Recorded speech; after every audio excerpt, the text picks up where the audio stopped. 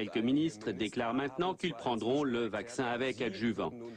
Mais c'est maintenant trop tard et les citoyens se posent de plus en plus de questions. D'autant que de nombreux médecins déconseillent la vaccination car les risques, disent-ils, l'emporteraient sur les avantages. La grippe A-H1N1 s'est avérée jusqu'à présent, en effet, beaucoup moins méchante qu'on ne le craignait. Et pourtant, la France a commandé près de 100 millions de doses, soit 2 fois plus que l'Allemagne. Et les vaccins seront au besoin administrés par des élèves infirmières, des internes et des médecins à la retraite. Cela sera-t-il vraiment nécessaire?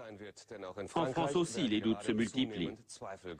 La commission médicaments de l'Ordre des médecins allemands pense que les autorités de santé publique ont cédé aux campagnes de l'industrie pharmaceutique. Peut-être penserez-vous la même chose après avoir vu le documentaire qui va suivre. Si vous avez des questions ou des commentaires, rejoignez-nous sur le live blogging d'Arte où vous pourrez dialoguer avec un médecin, le docteur Marc Girard. Mais tout de suite, le documentaire de Jutta Pinzler, Grippe A, un virus fait débat.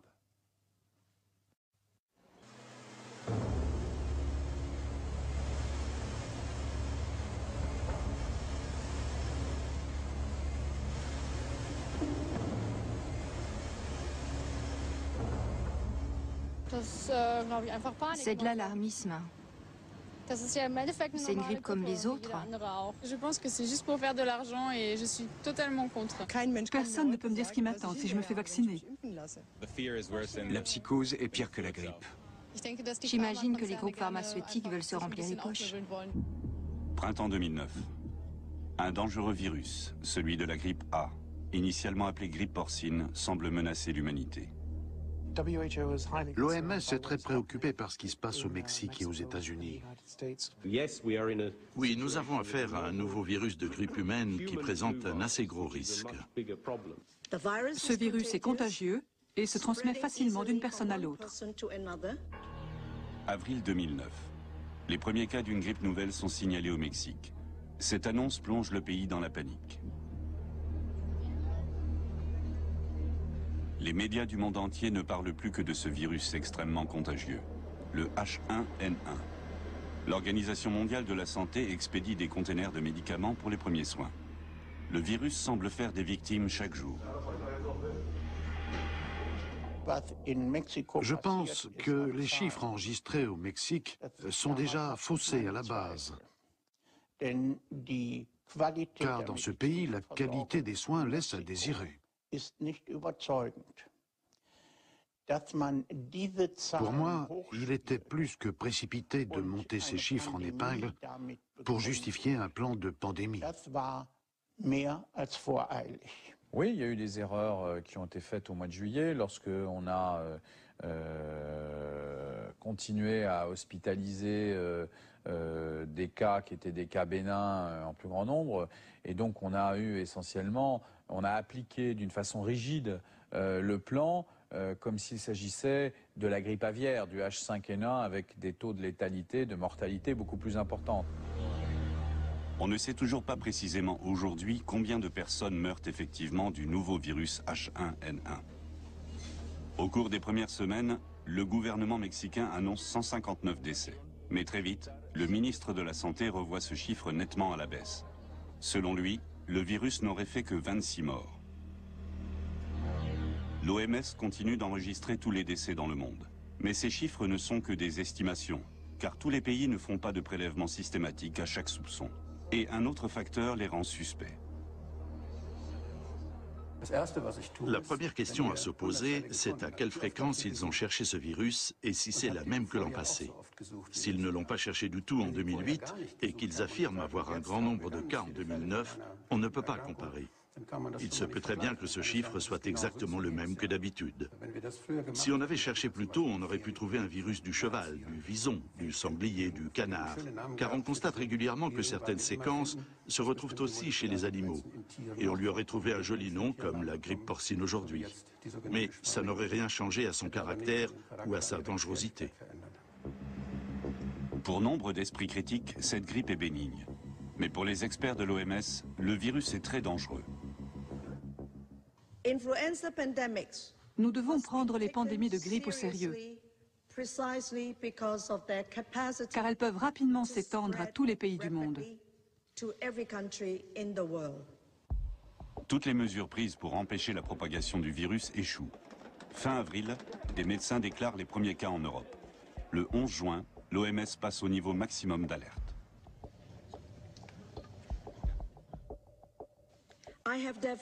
J'ai décidé d'élever le niveau d'alerte de la pandémie grippale de la phase 5 à la phase 6.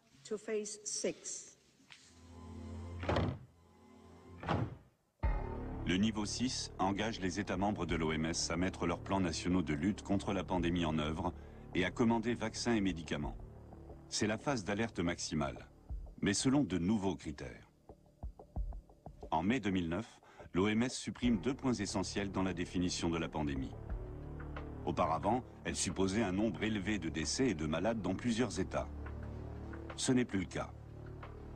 Aujourd'hui, il suffit, pour décréter une pandémie, d'une transmission accrue et durable du virus dans au moins 2 des 6 régions de l'OMS. Je pense que l'OMS a fait une erreur en modifiant sa définition, car pour le public, qui dit pandémie dit panique, et c'est précisément ce qui s'est passé. Bien sûr, il vaut mieux que le degré de gravité soit pris en compte, mais au vu de ce qui se passe réellement ici, c'est tout à fait exagéré. Genève, siège de l'Organisation mondiale de la santé. Créée en 1948, l'OMS compte 193 États membres.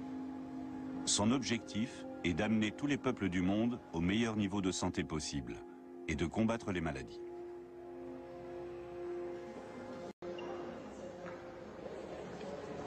Dominique Legros est le coordinateur de la cellule de crise de l'OMS. Il fait partie de l'instance de décision suprême de l'organisation qui a déterminé les mesures à prendre contre la nouvelle grippe. Donc ici, nous sommes dans les salles de la cellule de crise de l'OMS à Genève, avec une salle ici en haut et la grande salle qui nous sert, qui est activée à chaque fois qu'on a une crise, en particulier une épidémie ou, dans le cas présent, la pandémie de grippe. L'épidémiologiste français travaille depuis 5 ans au service de l'OMS. Les crises sont son quotidien. Pour lui, la déclaration de pandémie est plutôt une procédure administrative, clairement définie et nécessaire. La décision de passer d'un niveau 4 à 5 et puis à 6 était basée sur des critères techniques qui avaient été prédéfinis à l'avance, et en particulier des critères d'expansion géographique. Désormais, le nombre de décès ou de cas graves dans le monde n'est plus un critère pour définir une pandémie. Pourtant, les mesures prises par la plupart des États après le déclenchement de l'alerte s'appuient surtout sur ces données. Les raisons de cette redéfinition fondamentale restent confuses. Écoutez, ça n'a pas été choisi comme ça. Peut-être que pour la prochaine pandémie, on y réfléchira à 2 fois. Maintenant, en termes techniques épidémiologiques, une pandémie, c'est ça. C'est une maladie, c'est une épidémie à l'échelon global. Alors, est-ce que pour la grippe en particulier, il faut revoir ça ? Ça fait partie, je crois, des leçons apprises. Et puis on verra si pour la prochaine fois, on doit adapter peut-être. Y réfléchir à 2 fois à la prochaine pandémie ? Ce passage à la phase 6 représente des milliards d'investissements en vaccins et en médicaments.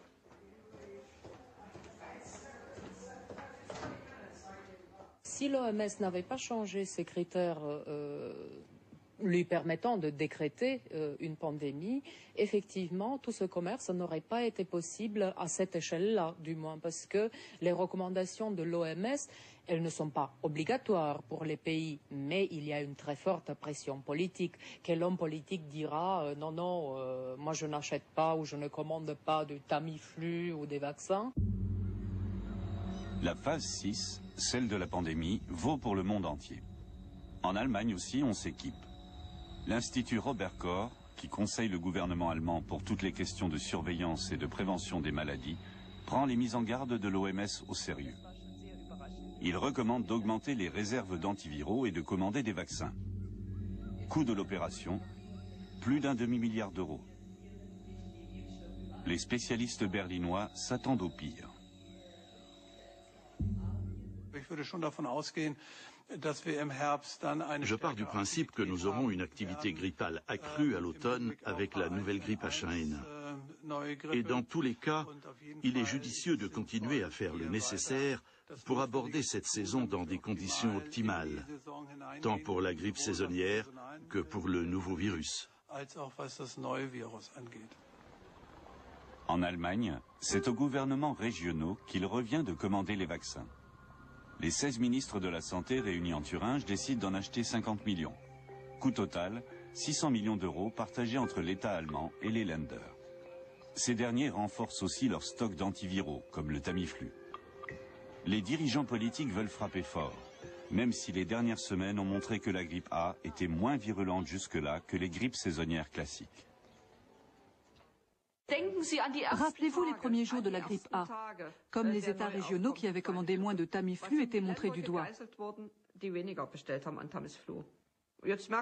Aujourd'hui, on s'aperçoit que ce n'est pas aussi grave qu'on le croyait et qu'on n'avait peut-être pas besoin de tout ça. Mais le climat peut encore changer très vite si l'on retombe sur une situation impossible à prévoir. À mon avis, cette situation est la conséquence du manque de compétences professionnelles des politiques. On aurait pu faire une enquête pour savoir combien de gens étaient prêts à se faire vacciner avant de commander les vaccins et de dépenser tout cet argent. Mais ils ont voulu jouer les gros durs. Avec l'imminence des élections législatives, la gauche et la droite ont voulu montrer aux électeurs qu'ils étaient forts et providentiels et qu'ils veillaient bien sur la population. Mais du même coup, les compétences se sont perdues en route. Dépenser des millions pour se protéger d'une maladie inoffensive. En France aussi, on commence à se poser des questions. Mais jusqu'ici, seuls quelques responsables politiques émettent des critiques. Le député socialiste Jean-Marie Le Guen, notamment, réclame une plus grande clarté de la part de la ministre de la Santé, Roselyne Bachelot. Le gouvernement français a commandé 94 millions de vaccins. Mais le coût de l'opération est inconnu. Les spéculations vont bon train. La presse l'estime entre 1 et 1,4 milliard d'euros. L'opposition monte au créneau. L'action du gouvernement manque de transparence. On n'a pas d'informations, ni sur les éléments économiques, combien ça a coûté, qu'est-ce qu'on a acheté réellement, ni qui prend parti pour les décisions, quels sont les plans qui existent non seulement du point de vue du ministère de la Santé pour la vaccination. Septembre 2009. La commission santé de l'Assemblée nationale se réunit. 5 mois après son apparition, la grippe constitue toujours un risque élevé aux yeux de la ministre de la Santé. Le risque de pandémie interpelle l'ensemble de la société, l'impact en est global, l'inquiétude de nos concitoyens est réelle, elle est légitime et nous l'entendons. Comme je l'ai dit, le gouvernement a décidé de permettre à chacun de se faire vacciner. Le gouvernement français aussi veut jouer les gros bras. Il a acheté 94 millions de vaccins d'un coup, assez pour vacciner près des 3/4 des Français. Et le monde politique commence seulement à poser des questions. Les membres de la commission santé eux-mêmes n'en savent guère plus. On reproche au gouvernement d'avoir surréagi en ignorant la sensibilité de la population. On a un peu l'impression d'une multiplicité d'éléments qui, et je le croyais bien que je le déplore, qui aura eu à ce stade pour seul résultat de faire monter de façon asymptotique le nombre de Français hostiles à la vaccination. Les Français semblent avoir moins peur de la grippe que du vaccin. De nombreuses questions restent ouvertes quant au type de vaccin commandé et à leur éventuelle dangerosité. Alors, n'est-il pas possible, tout simplement, que sur le site du ministère, eh bien, on ait un tableau avec tous les vaccins, selon leur marque, quelles sont l'AMM, quelles sont les formes, donc, adjuvant, non-adjuvant, etc. Cette information, de toute façon, on en a bien tous conscience, existera. L'Assemblée nationale décide de créer une commission. Sa mission, faire le point sur la suite des mesures à prendre, en particulier au sujet des vaccins. C'est un début, même s'il est tardif. Alors, Là, c'est pas très grave parce que pour l'instant, la pandémie n'est pas d'une intensité très importante. Il n'y a pas, Dieu heureusement, beaucoup de malades graves et même de morts. Mais on voit bien que si ces petits défauts de communication étaient intervenus sur une situation sanitaire très dégradée, alors il y aurait eu beaucoup de problèmes. Sous sa forme actuelle, le virus H1N1 semble inoffensif. Mais les premiers mois, la panique l'emporte dans le monde entier. Au Mexique, les matchs de football se jouent dans des stades vides. On désinfecte régulièrement le métro de la capitale et tous les rassemblements publics sont annulés.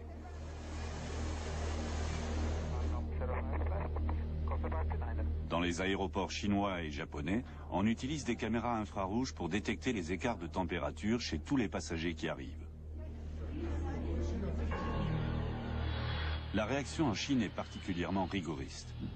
Tout un hôtel et ses 200 clients sont mis en quarantaine parce qu'un touriste mexicain contaminé y a brièvement séjourné. Les autorités mexicaines crient à la discrimination. Selon elles, il suffit d'être mexicain pour être mis en quarantaine. 6 pays interdisent l'importation de porcs vivants et parfois même de viande de porc en provenance du Mexique et des États-Unis pour cause de grippe porcine. Il est pourtant prouvé depuis longtemps que les animaux ne transmettent pas la maladie. Le gouvernement égyptien ordonne l'abattage de 350 000 porcs. Des éleveurs furieux se révoltent. Le monde entier sombre dans la panique à cause d'un virus non seulement bénin dans sa forme actuelle, mais dont la structure de base est déjà connue. La découverte du premier virus dit de la grippe porcine remonte aux années 30. Premièrement, ce virus n'est pas nouveau. Il s'était déjà largement répandu chez l'homme. La dernière fois, il avait touché les États-Unis après la guerre du Vietnam. Les soldats avaient rapporté un virus porcin d'Asie et l'avaient transmis aux Américains.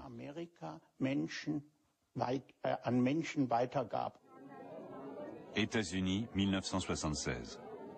Le gouvernement, qui craint 1 million de morts, veut frapper fort pour écarter cette menace. 45 millions d'Américains se font vacciner contre la grippe porcine. Des experts constatent alors que plusieurs centaines d'entre eux souffrent de paralysie évolutive due au vaccin.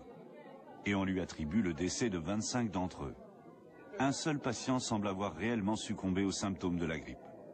La campagne de vaccination est interrompue.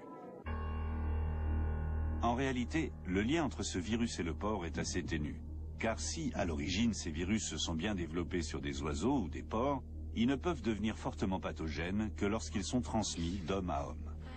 Cela se passe essentiellement par la toux ou l'éternuement.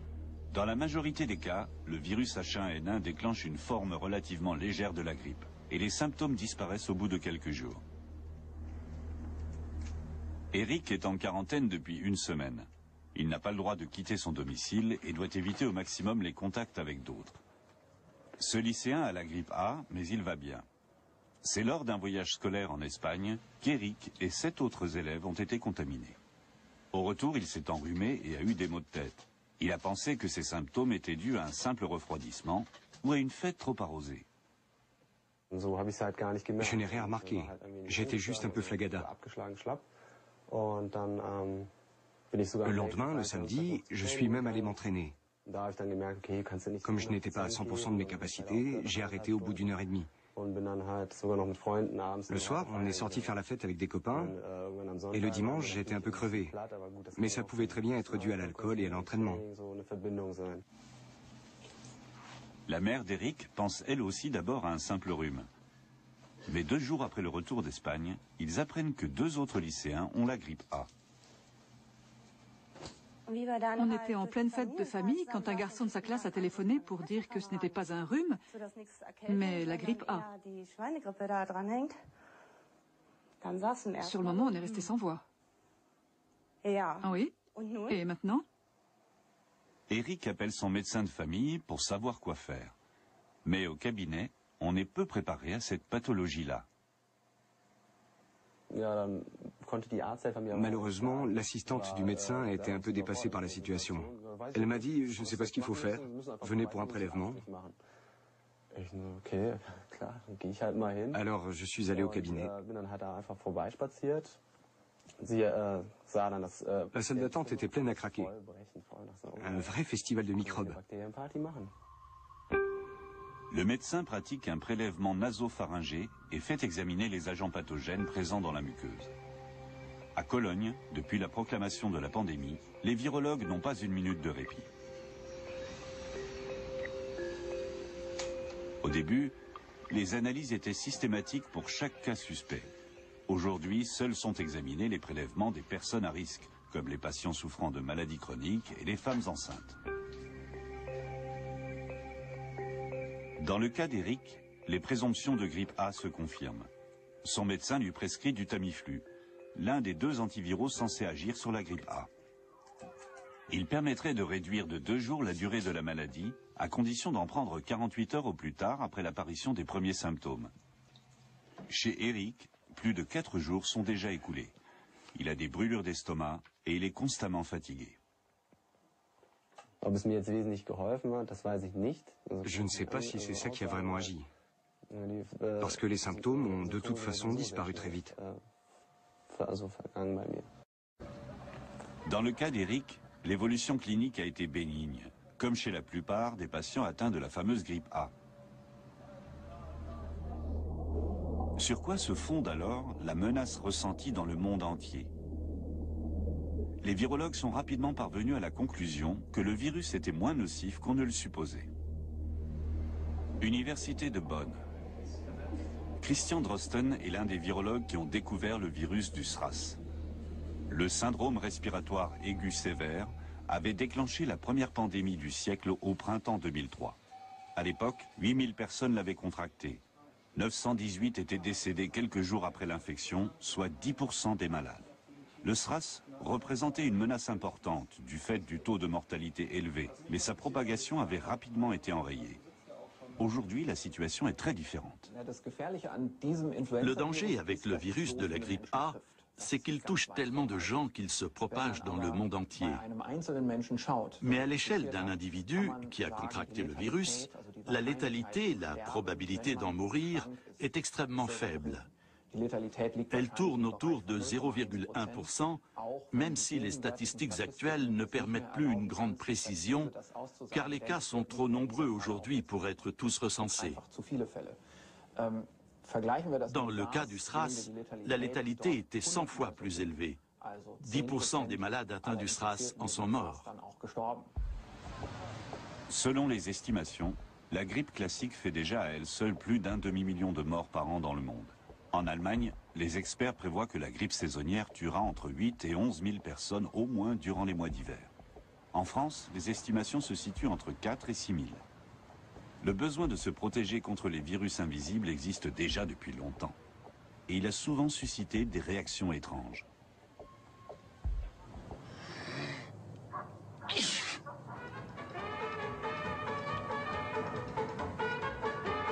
Unter der Grippeabwehrhaube Marke Agrippina gerät man zwar leicht in Schwitzen, aber dafür können einem die kranken Nachbarn ruhig etwas husten.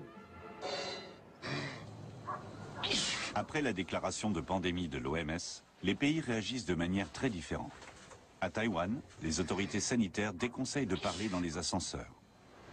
Paris recommande aux Français de renoncer à la traditionnelle bise pour se saluer. Mais très peu s'y tiennent. Même l'Église catholique y va de ses consignes. L'archevêque de Naples interdit aux fidèles d'embrasser le reliquaire de San Gennaro comme il le faisait depuis des siècles. Une solution simple et sensée pour se protéger contre tous les virus, se laver fréquemment les mains. Autant de mesures de précaution efficaces, mais peu intéressantes commercialement parlant, en particulier pour les fabricants de médicaments. Le VFA défend les intérêts de 39 laboratoires pharmaceutiques allemands. Ici, on met vivement en garde contre les risques éventuels. Jusqu'ici, la dangerosité du virus est encore très faible. Mais une petite mutation peut changer cela quasi instantanément. La grande question est de savoir si ce virus va rester relativement bénin ou s'il va faire un bond. évoluer vers un virus pandémique vraiment dangereux.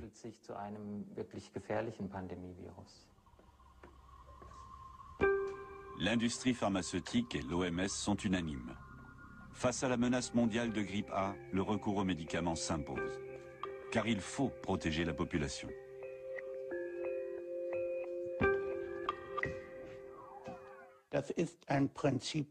C'est un vieux principe marketing des laboratoires pharmaceutiques. S'ils veulent bien vendre leurs produits, il faut que les consommateurs aient peur et y voient leur salut.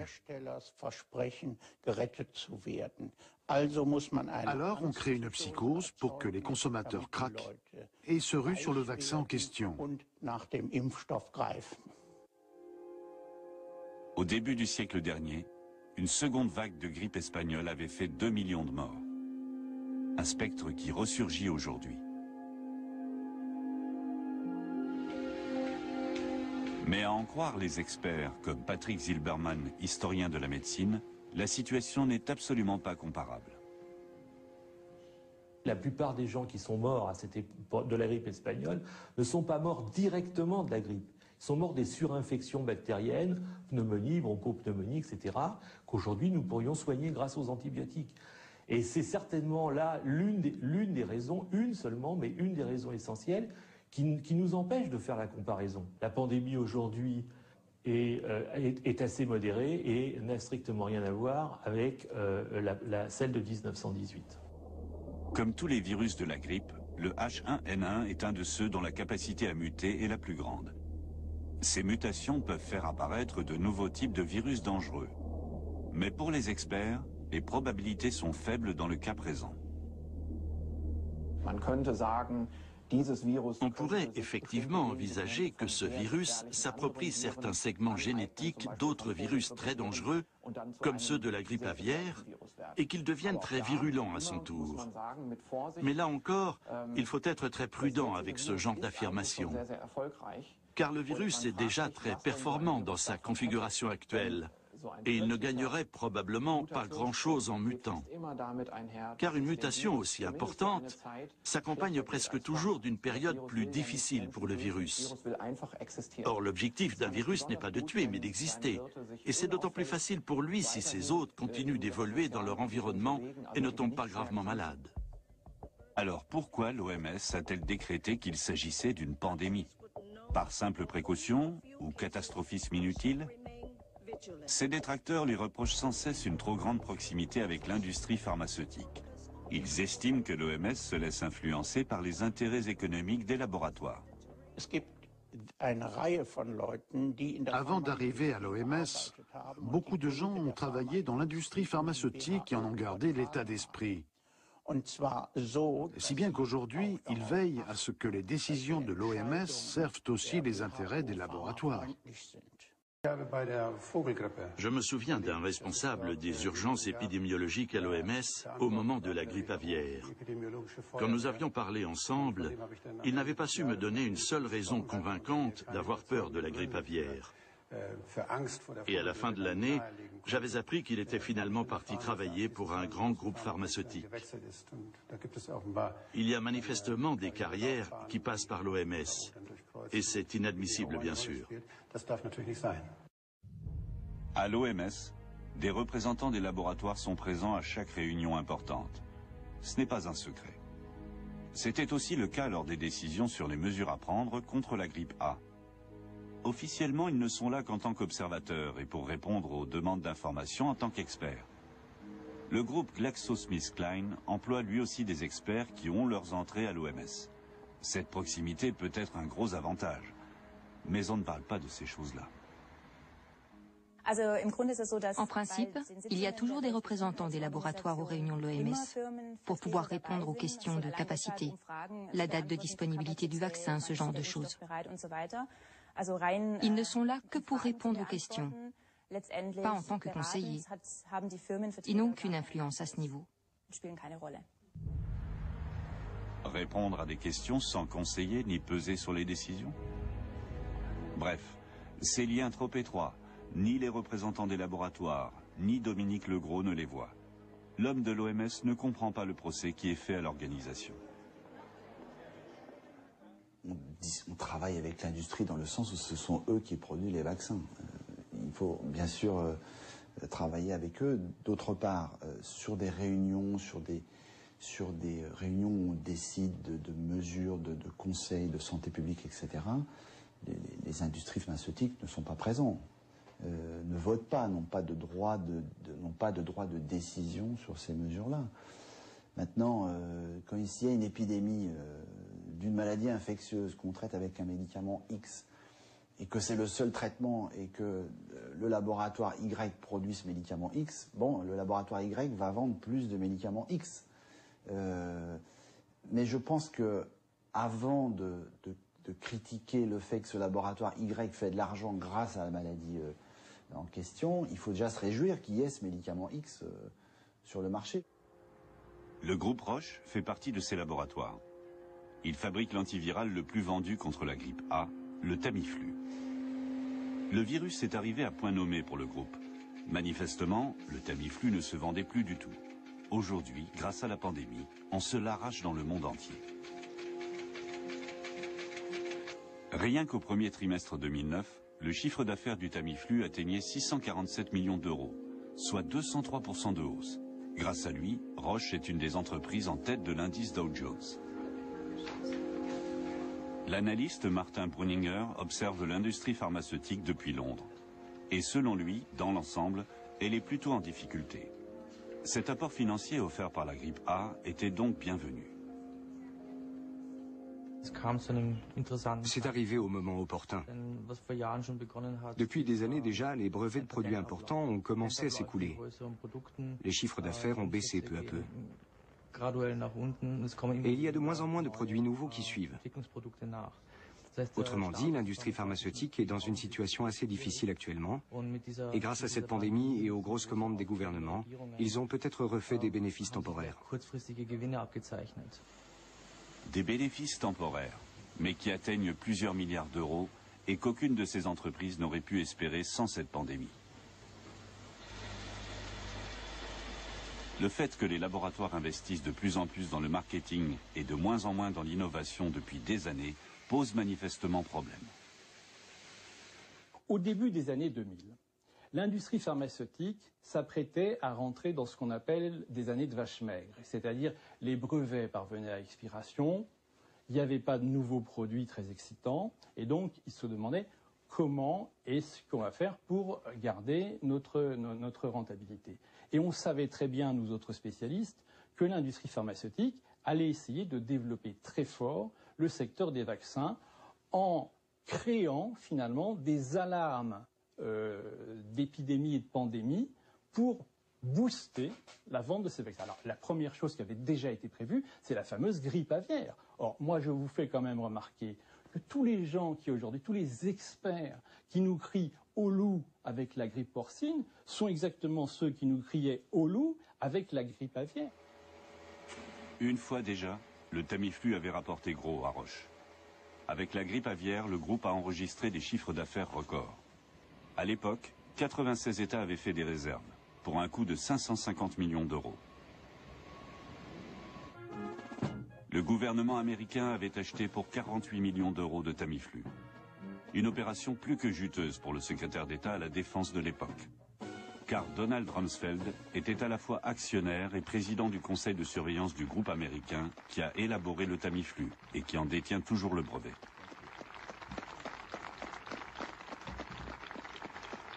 Même lorsqu'il était secrétaire d'État, Donald Rumsfeld détenait un grand nombre d'actions dans l'entreprise, pour une valeur estimée à 4 millions d'euros minimum. Mais les conflits d'intérêts ont toujours été occultés.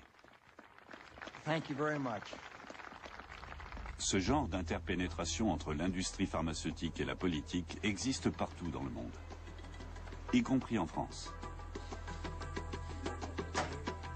Avant sa carrière politique, la ministre de la Santé, Roselyne Bachelot, a passé plus de 10 ans au service de l'industrie pharmaceutique, notamment comme chargée des relations publiques d'un grand groupe.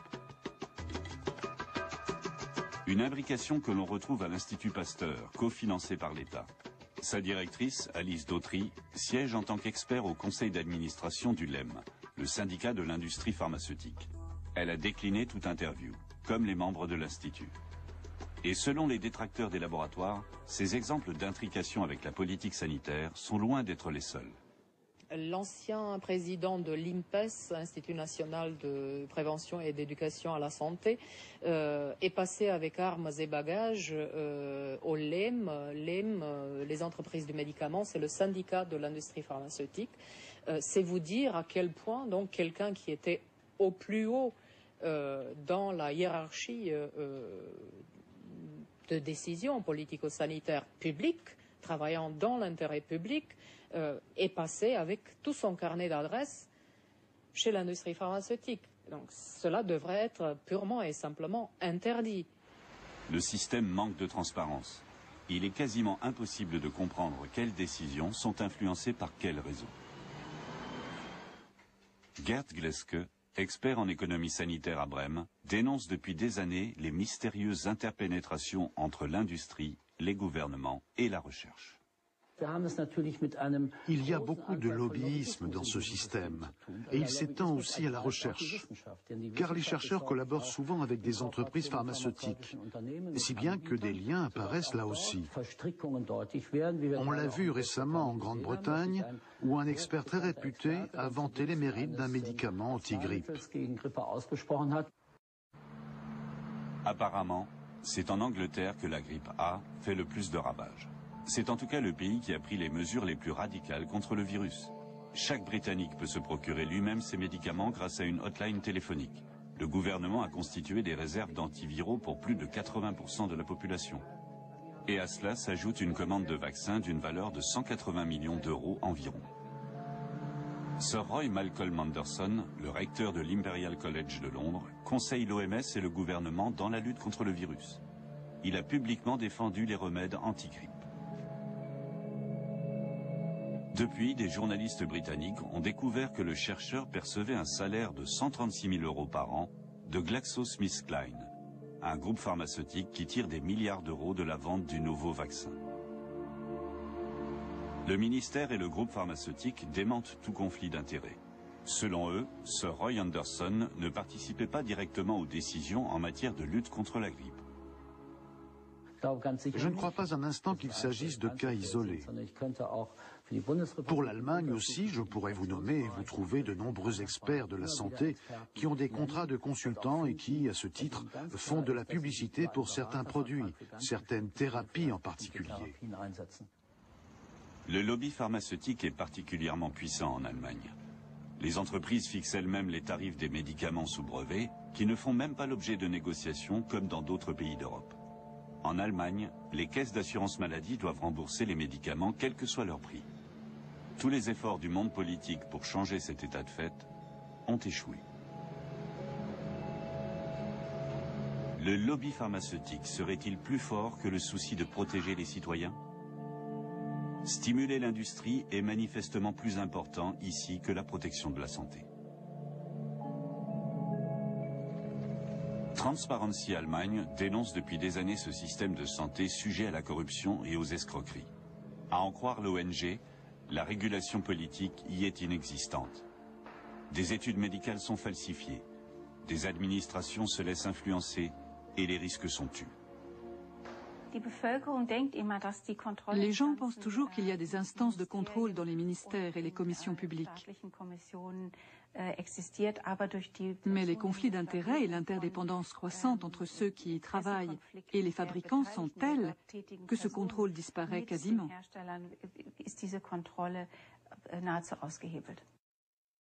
Un exemple parmi d'autres. La commission permanente de vaccination de l'Institut Robert Koch. C'est elle qui recommande les vaccinations nécessaires et remboursées par les caisses d'assurance maladie.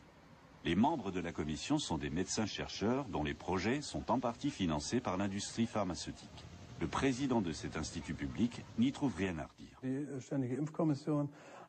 La commission permanente de vaccination a adopté des règles de transparence qui vont très loin. Sur Internet, vous trouvez des informations sur ses membres.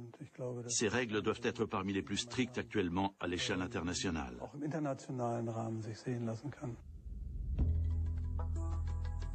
Sur le site Internet de l'Institut Robert Koch, les membres de la commission affichent effectivement leur relation avec l'industrie pharmaceutique. Et chez quasiment tous ces chercheurs, on trouve des liens qui pourraient mener à des conflits d'intérêts.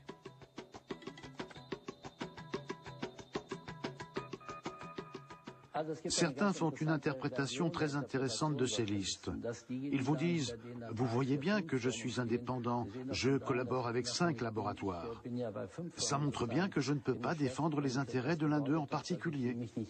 Je pense que c'est méconnaître les principes du lobbyisme et de l'indépendance. C'est une question fondamentale. Est-ce que j'entre là-dedans? Est-ce que j'accepte de prendre l'argent de l'industrie pharmaceutique, de faire des recherches financées par des tiers? Car je peux vous assurer que l'industrie pharmaceutique ne donne jamais d'argent sans rien attendre en retour.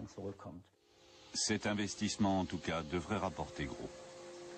GSK dit avoir dépensé 200 millions d'euros pour l'aménagement de cette usine de vaccins à Dresde, dans l'est de l'Allemagne. La société compte depuis des années déjà sur une épidémie de grippe. Quant à la mise au point du vaccin anti-grippe A, elle aurait coûté 2 milliards d'euros selon le fabricant. Parvient-il à rentrer dans ses frais? Pour l'heure, l'Allemagne ne s'est fournie qu'auprès de GSK. La France, elle, a acheté ses vaccins à différents fabricants, et plus de la moitié à GSK. Des vaccins qui, selon leurs détracteurs, ont été insuffisamment testés. Mais Jens Vollmar, le responsable de la fabrication, ne semble aucunement inquiet quant au risque présumé. C'est exactement pareil dans le cas de la grippe saisonnière. Là aussi, nous devons renouveler notre autorisation chaque année. Et la procédure est même encore plus rapide pour les vaccins saisonniers. Dans le cas du H1N1, nous avons un modèle de vaccin déjà autorisé, qui nous permet de faire des recherches. Ça ne veut pas dire que les tests seront moins poussés, mais que beaucoup de choses ont déjà été testées pour l'autorisation préalable. Pour fabriquer son vaccin, GSK utilise des œufs de poule ainsi qu'un adjuvant pour en renforcer l'action. Or, ces adjuvants sont très controversés, car ils peuvent provoquer des réactions au vaccin comme des paralysies évolutives ou bien les aggraver. C'est pourquoi ils ne sont pas autorisés aux États-Unis. En Europe, certains experts estiment que les tests de sécurité des vaccins étaient déjà insuffisants à la base. Pour ces spécialistes allemands et français, le calcul est simple. Si l'on vaccine 20 millions de personnes et que le pourcentage d'effets secondaires est d'1 pour 1000, cela fait 20 000 personnes touchées. Et si ces effets secondaires sont graves, c'est une catastrophe. Imaginez que vous ayez une complication mortelle du vaccin chez une personne sur 1000. Vous allez vacciner 60 millions de Français. Vous allez avoir 60 000 victimes, et cette fois-ci, des enfants, des femmes enceintes, des jeunes gens comme vous, des gens en parfaite santé. C'est une catastrophe. Les nouveaux vaccins sont à l'essai en Allemagne depuis la mi-août.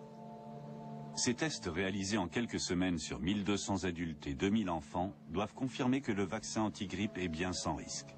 L'identité des cobayes est tenue secrète. Frank von Sonnenburg, le professeur de Munich qui dirige l'étude pour toute l'Allemagne, ne comprend pas ces critiques. Nous avons des années d'expérience avec les vaccins anti-grippe, des centaines de millions de vaccins. Et celui-ci n'est pas bien différent des autres vaccins contre la grippe.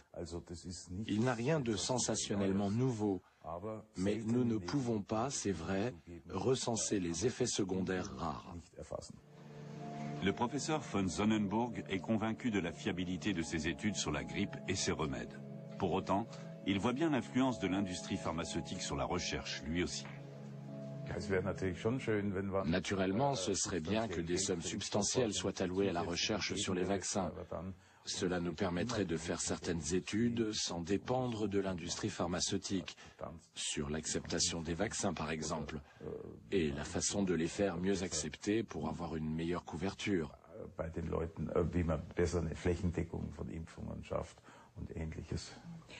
Ce n'est pas possible actuellement.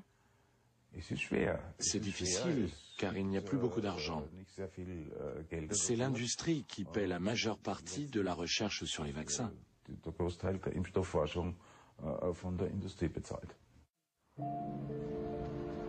En Allemagne, l'industrie pharmaceutique ne finance pas seulement une grande part de la recherche. Elle a aussi une influence considérable sur les lois. L'épidémiologiste et député social-démocrate Wolfgang Wodarg a déjà vu la chercheur VFA à l'œuvre au Bundestag. Le VFA est si puissant qu'il lui est même arrivé d'acheter l'abrogation d'une loi au gouvernement allemand. Nous avions fait une loi de régulation des prix pour les médicaments sous brevet et le VFA a versé plusieurs millions de Deutschmark à l'époque pour qu'elle ne soit pas mise en application. L'argent est allé aux caisses d'assurance maladie avec la complicité du gouvernement. Les fabricants ont bien versé de grosses sommes aux caisses, nul ne le conteste. Et la loi de régulation des prix n'a jamais vu le jour. Aujourd'hui comme hier, ce sont les entreprises qui fixent les prix des médicaments sous brevet. Le Tamiflu, lui aussi, soulève de nombreuses interrogations. On passe souvent ses effets secondaires sous silence, tandis qu'on idéalise volontiers ses bienfaits. Oxford, en Angleterre. Son illustre université passe pour l'une des meilleures du monde. En règle générale, les études menées ici jouissent d'une grande considération et font autorité.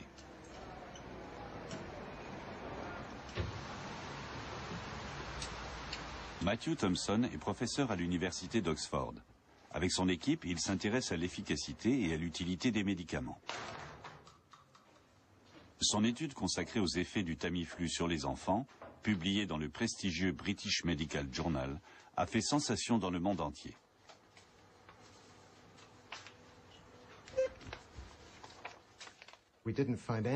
Nous n'avons trouvé aucune preuve que ces médicaments réduisaient les risques de graves complications ou d'hospitalisation. Et nous n'avons trouvé aucun bienfait pour les enfants asthmatiques, connus comme patients à risque. En revanche, nous avons décelé des effets secondaires. Ainsi, un enfant sur 20 qui prendra ce médicament se sentira mal et vomira. Et cela pourrait contribuer à sa déshydratation.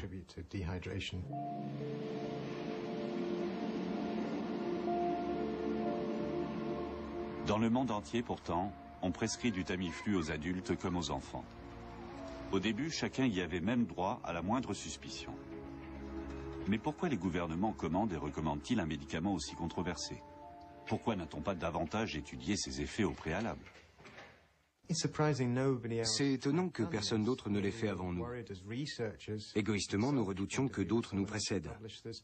Nous avons travaillé d'arrache-pied pour publier nos résultats au plus vite, sans négliger leur qualité scientifique.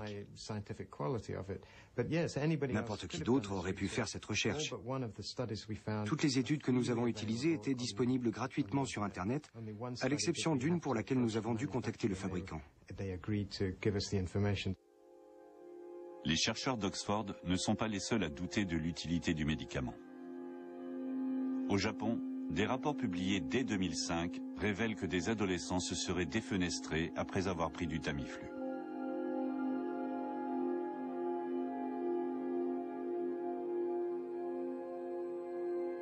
Le ministère japonais a constaté qu'il n'existait pas de lien évident entre la prise de Tamiflu et les troubles psychiques.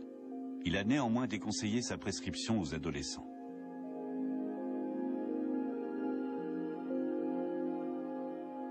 En Europe aussi, depuis 2007, la notice d'utilisation doit obligatoirement mettre en garde contre les effets secondaires possibles. Crampes, troubles du comportement et de la conscience, hallucinations, délires et blessures dues à des accidents. Des morts au Japon, des effets secondaires et des doutes quant aux bienfaits du Tamiflu. Une bien mauvaise publicité pour une entreprise gérée dans un souci de rentabilité. Si mauvaise qu'en septembre 2009, Roche passe à l'offensive. Le laboratoire convie des journalistes du monde entier à une conférence de presse. À la tribune, de hauts responsables du groupe et un médecin venu du Canada, le docteur Anand Kumar. Ce dernier commence par expliquer ce qui ne va manifestement pas de soi, ni pour lui, ni pour son sponsor. Je n'ai pas d'action chez Roche. Je ne fais partie d'aucune instance consultative. Je ne suis pas payé pour être là. Mais l'une de mes études à l'université est financée par Roche. C'est OK pour vous? À vous de décider si vous me croyez ou non. Puis c'est l'entrée en matière, avec une invocation incantatoire de la peur de la maladie. Le docteur Kumar décrit concrètement le niveau de gravité qu'elle peut atteindre. Ces gens sont probablement les plus malades que j'ai jamais rencontrés. Puis David Reddy, le directeur de la cellule pandémie de Roche, explique qu'aucun des effets secondaires qui ont pu être observés n'est lié au Tamiflu. Pour lui, il s'agit tout simplement de symptômes de la grippe. La grippe A était une maladie vraiment inexplorée jusqu'à l'arrivée des antiviraux sur le marché. C'est pour cela que l'on n'en comprenait pas bien les symptômes. Désormais, nous avons un médicament très sûr et une maladie avec des caractéristiques très clairement reconnaissables. Mais certains symptômes, c'est vrai, sont plus rares et difficiles à déceler. Grâce à l'évolution des médicaments, nous commençons à mieux comprendre la grippe A. Est-ce bien le cas? Ou les scientifiques pensent-ils plutôt aux bénéfices qu'ils empocheront en tenant de tels propos? Quant aux conclusions alarmantes du professeur d'Oxford, pour qui le Tamiflu est plus dommageable que profitable pour les enfants, d'après Roche, les données analysées étaient insuffisantes. Les chercheurs avaient pourtant contacté le groupe pour obtenir toutes les données. Ces gens ne disposaient pas de toutes les données que nous avons fournies à l'Union européenne pour obtenir notre licence. Ces données montrent qu'un des 2 enfants atteints de la grippe A, qui n'avait pas eu de Tamiflu, a eu des effets indésirables lui aussi. Et ces effets étaient quasi identiques dans les 2 groupes. Mais jusqu'où les affirmations du représentant de Roche sont-elles fiables? Un coup d'œil sur l'histoire du groupe suffit pour découvrir qu'il a caché les effets indésirables de certains médicaments et que les accords sur les prix illégaux et la publicité mensongère sont des pratiques courantes chez lui. Dans son essai « Une médecine corrompue », le journaliste Hans Weiss passe en revue 12 pratiques illégales ou contraires à la déontologie des 10 dernières années. La FDA, l'organisme autorisant la commercialisation des médicaments sur le marché américain, a déjà blâmé Roche pour publicité mensongère sur le Tamiflu. Le groupe refuse de s'exprimer à ce sujet. Et le laboratoire GSK n'est pas en reste. Lui aussi a dû acquitter des amendes et des compensations de plusieurs millions, alors qu'il était accusé de manipulation de prix frauduleuse et d'escroquerie aux États-Unis. Hans Weiss décrit tout cela, ainsi que d'autres délits de l'entreprise, notamment la dissimulation d'effets secondaires et des accusations de corruption et d'association de malfaiteurs. Interrogé à ce propos, le groupe ne nie pas les accusations et promet solennellement des améliorations. L'Allemagne et la France ont toutes deux acheté des vaccins à GSK, mais les responsables refusent de s'exprimer sur les conditions financières. C'est un élément du contrat. Les contrats sont faits entre 2 parties. Et ce contrat disait que son contenu devait rester secret. Nous devons donc nous y tenir. Chaque État a négocié secrètement avec GSK et d'autres fabricants. Aucune transparence ici. Il est impossible de savoir quelles décisions ont été prises et comment. Un avantage pour l'industrie pharmaceutique. Les contribuables ignorent ce que l'on fait de leur argent, en France comme en Allemagne. En tant qu'Allemands, nous pourrions le déplorer un peu, mais c'est très clair. Le fabricant GSK a voulu appliquer les mêmes conditions à tous les pays. Bien sûr, nous aurions aimé bénéficier d'un petit traitement de faveur. Mais quand une société internationale dit que tous ses clients, tous les pays bénéficient des mêmes conditions, il faut le respecter. Et nous aussi, nous l'avons accepté.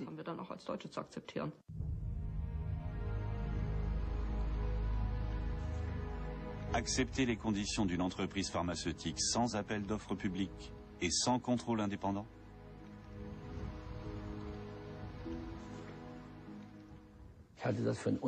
Pour moi, c'est une véritable aberration dans le domaine de la santé publique quand on sait l'importance qu'a notre système de santé pour nous tous. Ce genre de contrat doit être négocié et discuté publiquement, être soumis à des experts. Ce qui se passe actuellement n'est pas transparent. Et bien sûr, cela donne libre cours à la spéculation. Tout cela pourrait être déjoué en rendant ces accords publics. Mais ceux qui tirent les ficelles agissent dans l'ombre, en Allemagne comme en France. Au lieu de prendre les choses en main, le monde politique bat en retraite devant les intérêts économiques. Et il semble capituler face à l'influence des laboratoires. Si l'État n'a pas ses propres instruments pour faire la part de la vérité et du mensonge, il est livré en pâture à cette industrie. La vérité et le mensonge sont bien difficiles à départager en ce qui concerne cette pandémie. Les décisions politiques servent-elles les intérêts des citoyens? Il y a lieu d'en douter. L'industrie pharmaceutique, en revanche, en a déjà bien profité.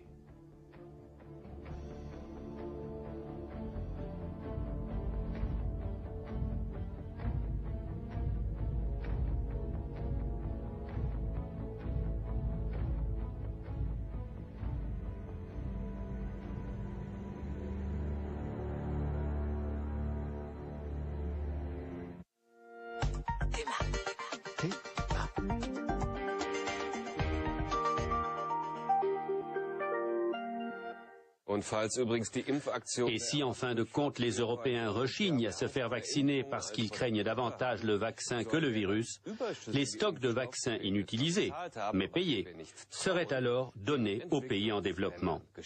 C'est ça aussi la générosité des pays industrialisés. Si vous avez encore des questions, connectez-vous au live blogging d'Arte où vous pourrez dialoguer avec le docteur Marc Girard.